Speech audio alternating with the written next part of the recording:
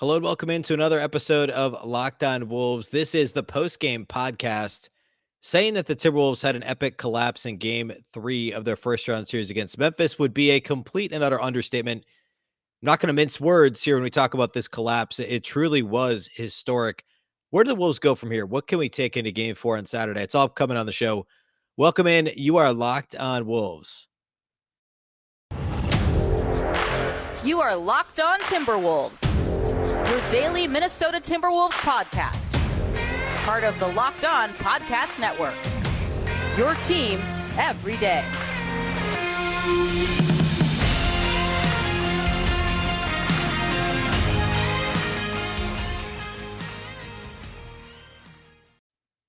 Hello and welcome to the Locked On Wolves podcast, part of the Locked On Podcast Network, your team every day. My name is Ben Beecken. I'm the host of Locked On Wolves. Happy Friday, everybody. Happy weekend. Of course, it's a not so happy Friday or weekend. This is the post-game podcast following a miserable Timberwolves collapse on Thursday in game 3. We're going to break that all down. There's plenty of time to talk about all that. First, a big thank you for making Locked On Wolves your first listen every day. Of course, the show is free and available everywhere, including YouTube, as well as Apple, Google, Spotify, Odyssey. You can also follow on Twitter at Locked On T-Wolves and also at Beecken with 2 B's, 2 E's, C-K-E-N. All right. Where to begin, really? First, let me say this. I think of myself as a very measured and reasonable kind of tell it like it is podcast host, right? The way I analyze games is not overly emotional. It's not, I'm not going to give you the hot take, the talk show, sports talk show, hot take that you're going to get elsewhere, on actual sports talk radio, for instance. And I know that like there's an appetite for that in general, but I am going to tell it like it is in a very realistic and measured way, right? I want to try my best to be the voice of reason here. Um, I don't think it's at all hyperbole to call this an epic, a historic collapse. I mean, I'm struggling to find the right adjective to describe it. But to lose the 20-point leads, 20-plus point leads in both halves of a game is really hard to do. And then to lose by what really should have been a double-digit loss. They did lose by 9, but they were down by 12 in the final minute. I mean, it's really, really hard to put words to what we saw from a historic perspective, from a win probability perspective. I saw some outlets had the Timberwolves as 99.6% likelihood to win about 2/3 of the way through the third quarter with four or so minutes left in the third, and a 21, 22 point lead. They led by 26 in the first half.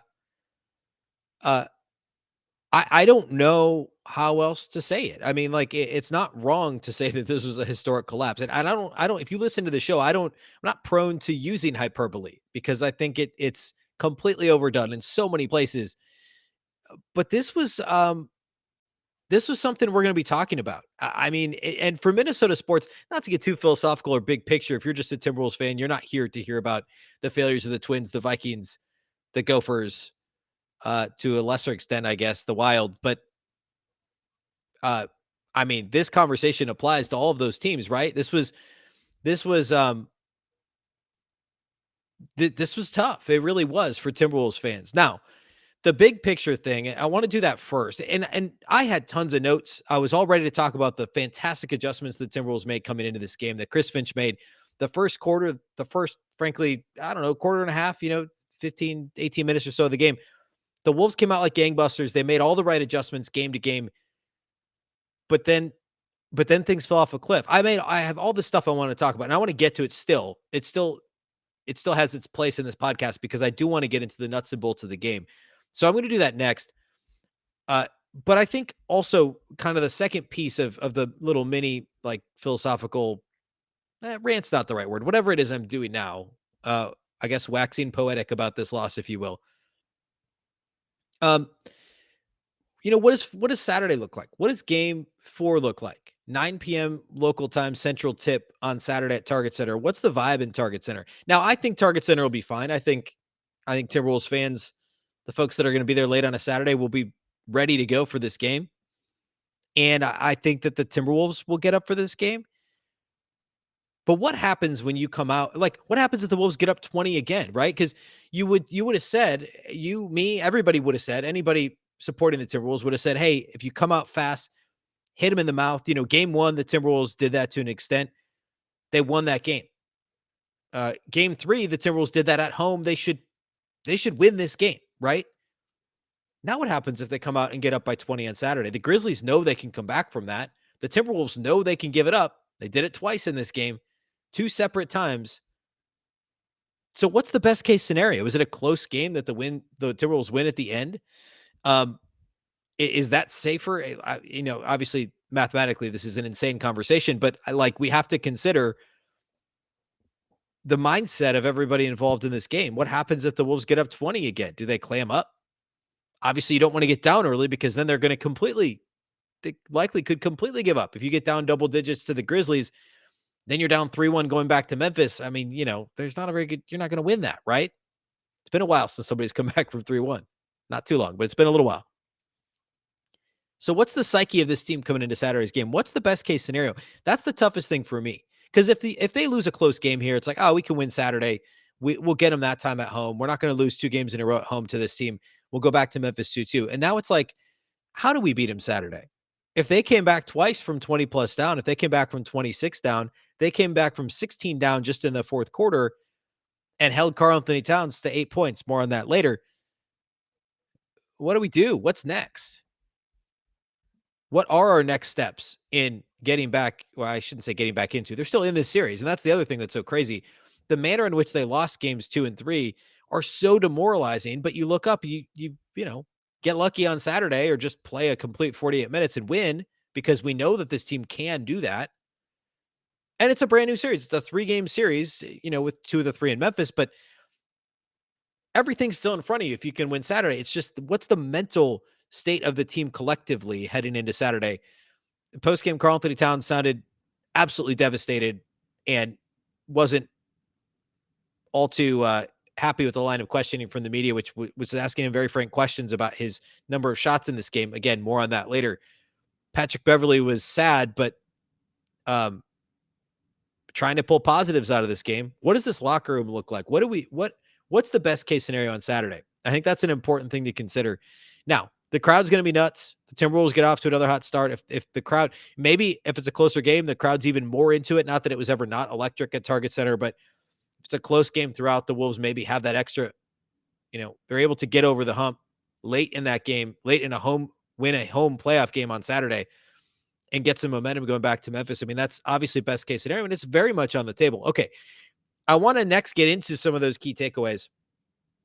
I have 3.5 that I want to get to related to the adjustments. Really kind of get into the X's and O's, the nuts and bolts, the rotations that I talked about extensively on Thursday's episode. So we're still going to do all that. I want to do that next and get away from this philosophical big picture stuff. First, let's talk about our friends over at Truebill. Do you know why your free trials renew without your consent? It's a business scam out to get you. Don't let greedy corporations pocket your money. Download Truebill to take control of your subscriptions. Truebill is the new app that helps you identify and stop paying for subscriptions that you don't need, want, or simply may have forgotten about. On average, people save up to $720 per year with Truebill. Because companies make subscriptions hard to cancel, Truebill makes it incredibly simple. Just link your accounts, and Truebill will cancel your unwanted subscriptions in just one tap. And your Truebill concierge is there whenever you need them to cancel unwanted subscriptions so that you don't have to. Truebill has over 2 million users and helps save them over $100 million, including Matthew B., who says, in a matter of seconds, I saved $660 for the year on my DirecTV bill, saved $120 for the year on my SiriusXM bill, saved $840 per year on car insurance. Don't fall for subscription scams. Start canceling today at truebill.com/LockedOnNBA. Go right now, truebill.com/LockedOnNBA. It could save you thousands a year. Let's also talk about our friends over at Built Bar. Built Bar is the best tasting protein bar of all time. It truly is. The regular Built Bars are great. You can also get Built Puffs, which are a protein-infused marshmallow. They're all fluffy and marshmallowy. Tons of flavors. I have brownie batter right now. They're delicious. You can also get churro, coconut marshmallow Built Puffs, banana cream pie, Built Puffs. Again, these are the marshmallow infused ones, but the regular bars are fantastic too. And they're all covered in 100% real chocolate. You can go to built.com and scroll down to the macros chart. You'll be absolutely blown away. High protein, low calorie, high fiber, and low carb. Most Built bars have only 130 calories plus just 4 grams of sugar, 4 net carbs, but they have 17 grams of protein. Compare that to a candy bar, which often has around 240 calories, 30 grams of sugar, 30, and dozens of net carbs. At Built Bar, they're all about the taste. They always make it taste delicious first, and then they figure out how to make them healthy. And I don't know how they do it, but they pull it off every single time. Go to built.com, use the promo code LOCKED15. You'll get 15% off your order. Again, promo code LOCKED15 for 15% off at built.com. All right, a big thank you once again for making Locked On Wolves your first listen every day. Make sure that you check out the Locked On Wolves postcast on Saturday. Of course, we had one after Thursday's game 3 as well. You can go back and listen to that. It's right here on the Locked On Wolves audio feed. So if you're listening on Apple or Spotify, Odyssey, wherever you're listening, you can find the live postcast about 12, 13 minutes. I did it with Chilenga from Zone Coverage and the CND NBA podcast. You can also find the video version on the Locked On Sports Minnesota YouTube. We actually go live after every game, the live postcast over at Locked On Sports Minnesota on YouTube. It's part of the all-new Locked On Sports Minnesota, available live on YouTube again right after the game. You can check out all the Locked On Sports Minnesota podcasts. All right, let's talk takeaways. So I want to start with how the Wolves came out of the gate in this game, because there was a lot of positives there. And I don't, I know it's not like it's easy to focus on how the game ended. And I think that's why I started with that, right? But the first quarter, the Timberwolves were unbelievable. They came out, they were up 39-21 at the end of the first quarter. They started the game on a 12-0 run.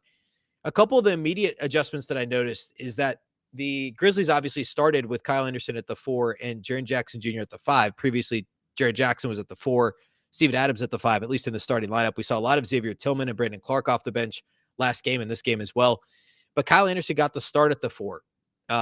And the Timberwolves basically decided to hide D'Angelo Russell on Kyle Anderson and have Jared Vanderbilt guard Dillon Brooks, make his life really miserable outside the arc. And Brooks started the game shooting just one of 10 to start the game from the floor, if I'm not mistaken. He finished 4 of 14. So he finished, made 3 of his last 4 shots, including kind of a dagger 3 at the end of the fourth quarter. But he was 0 for his first 5 outside the arc, started the game 1 for 10 shooting. Vanderbilt was really physical with him as he is. And generally Vando struggles to move laterally against quicker wing players. Well, Dillon Brooks is, he's not the quickest wing player. He's obviously he can score the ball. He's a great spot up shooter. Great's maybe strong. He's a very good spot up shooter. The matchup to have Vando guard him is actually really creative and really smart. I had kind of clamored for the Timberwolves to try starting McDaniels and put Vando in the backup 5 role coming into this game. That was on Thursday's show here at Locked On Wolves. Vando did play some backup 5 minutes. We'll get to that here in just a minute. But the Timberwolves starting lineup didn't change. It was just the matchups that changed. And that meant that Patrick Beverley, that meant that defensively, Russell was on Kyle Anderson and Vando was on Dillon Brooks. That worked. The Grizzlies were more than happy to jack up terrible 3-pointers early in the shot clock. They, for some reason, felt like they needed to get out to a hot start on the road from 3, and it obviously put them behind in a huge way. On the flip side, on the other end of the floor, the Timberwolves said, hey, we can't get the ball to Towns. They're loading up on Anthony Edwards. D'Angelo Russell, he did make 1 shot early, but started the game a little iffy shooting-wise again. So the Timberwolves said, hey, John Morant can't guard in isolation. He's a negative defensive player. He just is. Patrick Beverley is a crafty veteran. He can score one-on-one against Morant. There's no way in the world they're going to double-team Patrick Beverley. Sure enough, Pat Bev scored 7 of the Wolves' first 12 points, I believe. Contributed to that 12-0 start. Then a little later in the quarter, the Wolves go on a 12-2 run, which, by the way, Beverley going at Morant was ingenious. It was a fantastic start. Beverley can score on one-on-one situations against a bad guard who isn't very big either. A bad defensive guard who isn't very big. And essentially the Wolves cleared out and let him go isolation. They didn't bring a screener at all. Beverley was waving off screens. They did this a little bit in the second half, and it was effective again in the third quarter. When they went back to the well in the fourth quarter, though, Beverley forced the issue, and that's when the strategy kind of went off the rails. And that was an example. We'll get to this later. Chris Finch should have stepped in and said, hey, we're not doing this anymore. This was cute in the first quarter. And, well, not just cute, it worked, right? The Wolves got out to a 20-plus point lead, eventually a 26-point lead. But it didn't work in the fourth quarter when everything is just a little bit different. But I thought that the adjustments coming into the game were really smart on both ends of the floor for Minnesota. The Timberwolves guards, Patrick Beverley, D'Angelo Russell, were breaking down the defense extremely well, getting into the paint, distributing, very effective. An efficient offensive performance for the Wolves early. And it was all because of that dribble drive penetration that vanished later in the game. But D'Lo and Pat Bev were both fantastic early. Defensively, the Wolves at the point of attack were so aggressive. The help defense was there. Cat's rim protection. He had 3 blocks in the first quarter alone, finished the game with 5. And we're not going to talk a lot about his defense because the rest of his game left a ton to be desired in this particular contest. But the defense, especially in the first half from Cat, was phenomenal. It was. And I don't think we can completely lose sight of that. We can because of how it ended, but we shouldn't. It was really good in the first half. The defense was really good. And I think we can acknowledge that while still saying that it was overall a bad game for Towns and the Wolves, obviously. And then in the second quarter, the Grizzlies go on a 15-0 run. Awful foul call on the D'Angelo Russell potential and one, the circus shot from behind his head. They call an offensive foul. The Timberwolves use call the timeout to challenge the play, which I get why they did it. It obviously hurt later when the Wolves had less timeouts. It would have been 3 fouls on John Morant. That's the other reason they did it. The call was absurd. Mini soapbox, because I think the officiating was generally pretty good in this game. Easily the best of the 3 games. That call was absurd. I am so tired. I promise it's a small soapbox moment. I'm so tired of the leg extension offensive foul call. I mean, we saw Towns get called for it on a layup earlier this year. I'm not talking about when he kicks his leg out on the 3. That's an offensive foul. That's a different story. I talked about that the other day. That's on Towns. This was not an offensive foul. Kids are taught from the time they are 3 years old to raise their knee when they're shooting a layup. Towns got called for an offensive foul doing that earlier this year. D'Angelo Russell got called for a foul in this game. Just because the defender gets hit below the belt or in the midsection, because their stomach happens to be there when an offensive player is raising their knee as they're shooting a layup, which is fundamentally how you shoot a layup. It is not an offensive foul. It just is not. It's incidental contact. The fact that we're calling these offensive fouls and upon review, not saying, yeah, that's not unnatural. Like, if it's unnatural, sure. If you're using the ball as a battering ram, like James Harden used to do and still does and is occasionally called for a foul for, that's unnatural. If you're using your knee as a battering ram, that's unnatural.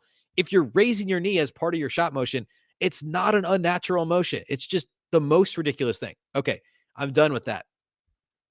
I'm not at all blaming the officials for this game. I'm saying that moment hurt because it would have been 3 fouls on John Morant. It would have been an and 1 for D'Lo. Instead, it was a turnover. The Grizzlies go on a 15-0 run. That foul call somewhere in the middle there. And it becomes a 7-point game at halftime. And then in the second half, similar idea. The Timberwolves build the lead back up. Anthony Edwards gets a knee in the thigh, comes out of the game. Karl-Anthony Towns gets into foul trouble. Taurean Prince comes in and misses a layup. The Grizzlies get back in transition and start scoring. And which brings me to my next point. The Timberwolves offense was so reliant throughout the game, especially in the first half, on transition points that when they had to play in the half court, they just couldn't do it. They couldn't get the offense flowing through Cat. They couldn't get Anthony Edwards going. The half court offense was non-existent once again for Minnesota. And it's a lot disappointing because Chris Finch is an offensive guy, right? The Timberwolves have these offensive tools in the tool shed, which is maybe not the most eloquent way to say that, but I mean, they've got the guys to do it, right? D'Angelo Russell, Anthony Edwards, Karl-Anthony Towns all have unique skill sets. We saw that in the first quarter when Ant got trapped and pirouetted and threw a crazy pass to D'Lo in the corner for an open 3. And D'Lo was making tough elbow fadeaways, and Karl-Anthony Towns was scoring on offensive rebounds and dominating down low for a couple of possessions. And then all of a sudden it all goes away. And when the Wolves couldn't get those easy transition buckets and they couldn't get out and run, they couldn't initiate offense that way, things went to hell in a handbasket. I mean, they just couldn't get half court offense going. And that was that. Which I guess that brings me to Karl-Anthony Towns. Well, actually, let's save the Towns conversation for last segment because I'll just pair that with studs and duds. So I'll give you a hint on where he's going to land here. But I do want to talk about Towns. My last takeaway, other than Towns, I'm cheating a little bit here with how I'm organizing this because there's a lot I want to get to in a short amount of time. Uh, I talked on the show Thursday about the Timberwolves needing to use Jared Vanderbilt at the backup 5, try playing smaller, tighten the rotation. I thought perhaps that meant that that like Torrey Prince might fall out of the rotation, or Malik Beasley would play less, or Naz Reid would fall out of the rotation.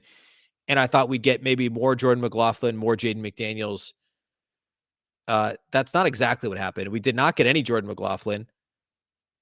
We did get some Jared Vanderbilt at the backup 5. And excuse me. And that's when Karl-Anthony Towns got into foul trouble in the in the third quarter. He left with the Wolves up 5, or excuse me, with the Wolves up 15. The Timberwolves were a +5 with Jared Vanderbilt at the 5 and Jaden McDaniels at the 4. Before Naz Reid came back into the game, the Wolves added 5 points to their lead. I want to see more of that lineup. Now, obviously, the Wolves' best lineup should include Karl-Anthony Towns on the floor. That wasn't necessarily the case in this game. But Naz Reid did not play well again. The Timberwolves really need to look at extended Jared Vanderbilt minutes at the 5 in this series. He was one of the best players on the floor for the Wolves. More on that in a minute, but I want to see more of that lineup in game 4. I mean, at this point, what do the Wolves have to lose? What are you going to build a 26-point lead and lose it? I mean, it's already happened. It's not going to get much worse. Let's try that on Saturday. Okay. I want to do individual studs and duds, which will include Jared Vanderbilt, and it will include Karl-Anthony Towns. I have some thoughts on the cat situation, if we want to call it that. First, though, let's talk about our new friends over at Shady Rays. Shady Rays is an independent sunglasses company that gives you the features of $200 sunglasses, but for a fraction of the price. That means polarized lenses, well-constructed durable frames, and premium high-end finishes. Also, something you won't find anywhere else is Shady Rays' Insane Protection Program. Shady Rays includes lost and broken protection on every pair. They will send you a brand new pair if you lose them, no matter what happened. Give them a try, and if you don't love them, you'll pay nothing. It's as simple as that. Plus, 10 meals are donated to fight hunger in America when you shop with Shady Rays. Exclusively for our listeners, head to shadyrays.com and use code LOCKEDON to get 50% off, 50% off, 2 or more pairs of polarized sunglasses. That's code LOCKEDON for their best deal of the season, 50% off, 2 or more pairs of Shady Rays sunglasses backed by over 150,000 verified 5-star reviews.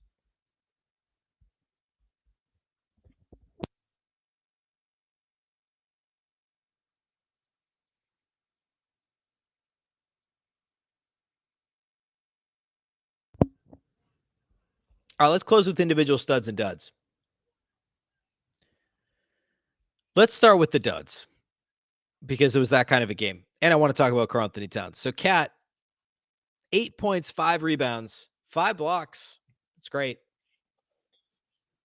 Played 33 minutes. He attempted 4 shots in this game in 33 minutes. 3 of 4 shooting. 3 of 3 on 2-point shots. 0 of 1 outside the arc. Got to the free throw line 1 time. Made both of his free throws. 4 turnovers to 1 assist and 5 personal fouls in 33 minutes. I don't know. I mean, he played well in the first quarter. They didn't force the issue to Towns, which was good. Massive credit to Memphis for how they've been defending Karl-Anthony Towns. They've taken the best things that teams like the Clippers have done with having a smaller player guard Towns, and the best things from other teams that have had success doubling Karl-Anthony Towns in different ways and combine them, and it's working. The Timberwolves, to their detriment, are not being creative with Karl-Anthony Towns. I talked about this on the live postcast following the game with Chilanga. What happened to the Towns perimeter touches? I mean, we saw a couple, and there were actually a couple of instances. There was one I distinctly remember when Memphis was making a run. I believe the Timberwolves still had the lead early in the fourth quarter, maybe mid-fourth quarter. Towns drove from the left slot and got into the paint, beat the double team, and had a shot. Probably would have been fouled, and instead kicked it to the perimeter to a semi-open shooter who then swung the ball. It wasn't even an assist or a hockey assist. The right play would have been to shoot the ball. There were more than a couple of those occasions in this game, and Towns shut down the line of questioning about his number of shots, said next question following the game, which is the wrong response. It is. This is a combination failure. Towns was not aggressive enough with the ball in his hands on a couple of occasions. Remember, 3 of his 5 fouls, though, were also personal fouls, or offensive fouls. One was a charge, and 2 were battling for position, I believe. One might have been an offensive rebound attempt. But still, Towns is getting into foul trouble on the offensive end, and yet he's still somehow not being aggressive enough. It's the weirdest combination of issues for a really unique and odd player, I guess. I don't know. The Timberwolves have to scheme him more shots. I talked about this with Chilenga as well on the postcast. They did this in game 2 where they ran him off some pin downs. They were a little more creative with him than they were in this game. Now, this was last game. They got down so fast. The offense was discombobulated. This game, they got up so fast. Everything was a fast break opportunity. The Timberwolves tried to do everything in transition and then all of a sudden forgot how to play half court offense. And Towns didn't get clean looks, and the Timberwolves didn't scheme him any clean looks.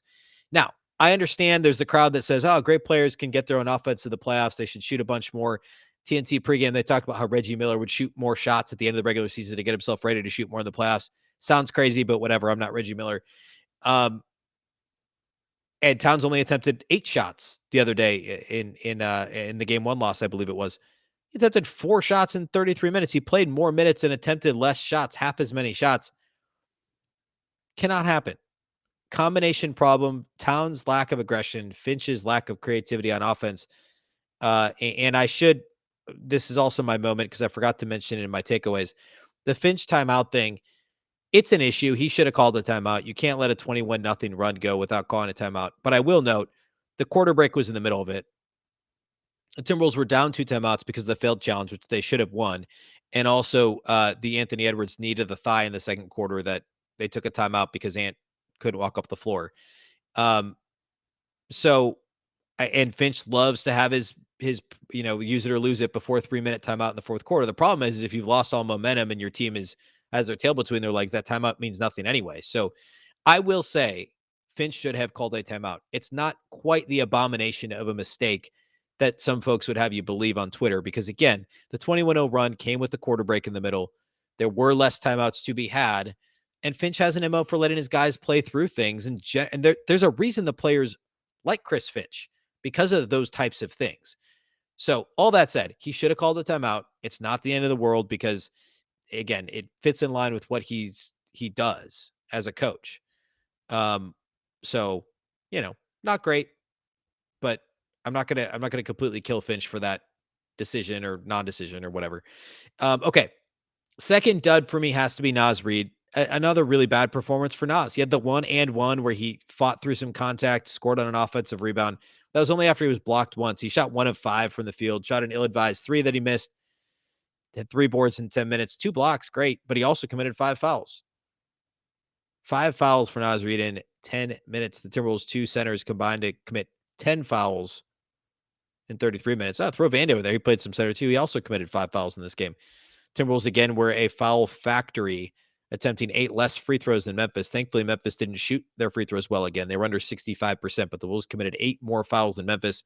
And I don't blame the officials for that. I blame the Timberwolves for that. All right, studs for the Timberwolves. It kind of starts and frankly ends with Jared Vanderbilt. 10 points, 13 rebounds, 3 steals, and 2 assists for Vando. He was the Timberwolves' best player. I don't care that he only made 2 shots from the field. He's the Timberwolves' best player. 10 and 13, 3 steals, 2 assists in 32 minutes. Only 1 turnover. Shot just 2 of 8. Would have been great if he made a couple more shots there on the rim, but he got fouled a bunch. Led them in free throw attempts, 6 of 8 at the line. I know folks will say, hey, the Wolves need to stop passing him the ball. That's what the Grizzlies want. I don't know. You have to take what the defense gives you. Towns wasn't shooting the ball, so somebody had to. D'Lo sure was shooting the ball. He attempted 21 shots, 22 points on 21 shots. Great start for D'Lo. Bad finish. Bad minutes in between. Same with Patrick Beverley. Great start, bad finish. Neither one of those guys fall in the stud or dud category because of how great they were in the first quarter, how terrible they were the rest of the game. I think terrible is the right word. Same with Ant. I don't know. I don't have any other studs. It's Jared Vanderbilt. That's it. Anthony Edwards, 6 of 13. The stat line's not bad. In a vacuum, if you just look at the box score, 19 and 7, shot almost 50% from the floor, just under 50% from 3. But he's got to do more. I mean, if Cat's only going to shoot the ball 4 times, Ant's got to do more. Jared Vanderbilt's my only stud. My 2 duds are Naz Reid and who else? Oh, and Karl-Anthony Towns, obviously. So that's it. I don't know. I mean, you could throw Chris Finch in there too, because I think the adjustments early, it's just so crazy how good they were for the first 15 or so minutes, 16 minutes of this game, and then how bad they were the rest of the way, other than those few strong minutes in the third quarter, to turn into 12-point quarters and still score 95 points. I don't know. I guess that's impressive. I don't really know what else to say. It's just a really disappointing close to a really disappointing game that was so promising. We have game 4 on Saturday. We'll do the live postcast following that game. We'll also do a show this weekend as well. And I believe that game 5 is Tuesday. I might be mistaken. I'll try and pull it up quick. I think game 5 is Tuesday. And we know there will be a game 5, regardless of what happens on Saturday. But obviously, it's going to be a lot different if the Timberwolves can manage to pull that one out on Saturday. Again, at home, 9 p.m. tip at Target Center. And yes, they do have Sunday and Monday off. So then game 5 will be Tuesday in Memphis. That'll be a 6:30 tip on TNT, just like Thursday was. All right. So again, we'll have the live postcast over at the Locked On Sports Minnesota YouTube feed on Saturday. That will also post to this feed. We'll be with you throughout the weekend. Thank you again for making Locked On Wolves your first listen each and every day. It's greatly appreciated. Of course, the show is free and available everywhere. That includes YouTube, as well as Apple, Google, Spotify, Odyssey, anywhere you listen to podcasts. You can follow on Twitter at Locked On T-Wolves, and also at Beecken with 2 B's, 2 E's, CKEN. That's all we have for you today. Thanks again for listening. Remember, the Locked On Network is your local experts on all the biggest stories. And as long as you're making us your first listen, consider making your second listen Locked On NBA. From the first jump ball, the play into the last possession of the finals, Locked On experts take you deep inside the playoffs with insight and analysis affecting all 30 teams. Once again, I'm Ben Beecken. This is the Locked On Wolves podcast, and we'll catch you next time.